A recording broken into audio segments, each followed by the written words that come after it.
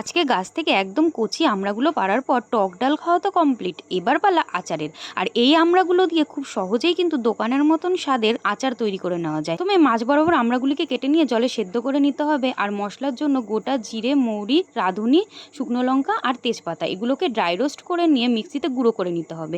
খুব একটা মিহি করার প্রয়োজন নেই। তারপর তেল গরম হলে ফোড়নে দিতে হবে শুকনো লঙ্কা, তেজপাতা আর গোটা জিরে আর মৌরি। এরপর সেদ্ধ করে রাখা আমড়াগুলোকে নুন আর হলুদ দিয়ে একটুক্ষণ ভেজে নিতে হবে। ভেজে নামিয়ে রেখে এদিকে চিনির সিরাপ বানানোর জন্য পরিমাণ মতন চিনি জলে দিয়ে জাল করে নিতে হবে। আর যখনই সিরাপটা ফুটে যাবে আমড়াগুলোকে দিয়ে দিতে হবে। আর এইখানে কিন্তু চিনিটা একটু বেশি ইউজ করতে হবে।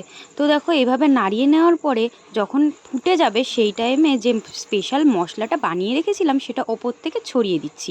আর কিছুক্ষণ ফুটিয়ে নিয়ে নামিয়ে নেব। নামিয়ে ঠান্ডা করার পর কেমন হয়েছে তোমরা নিজেরাই দেখো। আর এটা যদি বয়মে রেখে দীর্ঘদিন খাওয়া যায়, কিনে খাওয়ার কি প্রয়োজন আছে তোমরাই বলো।